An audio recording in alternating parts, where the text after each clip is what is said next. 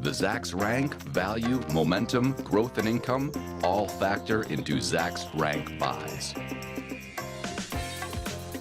Well, our aggressive growth stock strategist, Brian Boland, only brought one stock to talk about, but we're going to let him do it anyway.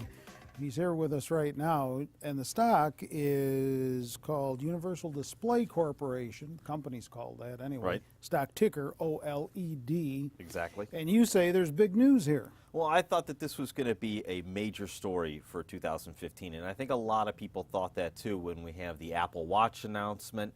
You know, is this screen going to be made out of this OLED? Okay. You know, and I think when we're talking about, you know, the high resolution screens and that sort of thing, you know, this is where the future is headed. Organic lighting emitting diodes. Right. See, I catch on. Yeah, well, exactly. I do my homework. I was going to say, Terry, you probably know all about this and how this is actually just small particles of air that they use. You know, the red color thing, and there's a green and a yellow. I think that, you know, the primary colors there, and through that they can, you know, make all sorts of colors. The idea here is that it's very efficient, it uses less battery, and it's much more brilliant. You know, it's very usable in the wearables, it's usable in televisions, even for lighting and, you know, display lighting, things like that we use like here in a studio or even in your home. Sure. You know, a lot of those under the cabinet lines that strip of light, you know, that's what these things are basically. And it's light and airy too. Yes, it is. And you know, I decided I would show this little picture here. This is from a video, you know, that they have on their website. How cute. But yeah, it's several years old. If you think about that, you know, like the technology and everything that they've been working on is, you know, 4 or 5 years old. You know, it's kind of like what is coming next and what's right around the corner. When we talk about that, we're going to talk about like the idea of the smartphones that are using this. There's already a couple that are out there on the market.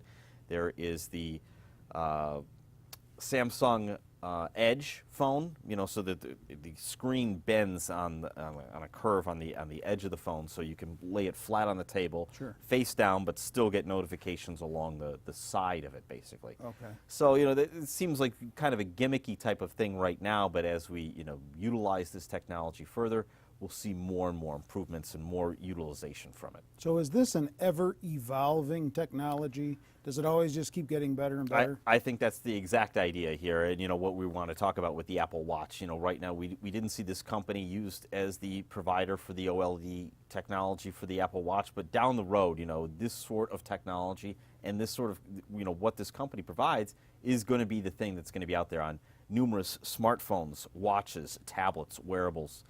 You know, it's going to be, I don't want to say ubiquitous, but it's going to be out there, you know, quite prevalent in the marketplace. Okay. Now, this is a Zacks Rank #1 buy-rated stock, and it just recently turned that way, so we know that earnings estimates are moving higher.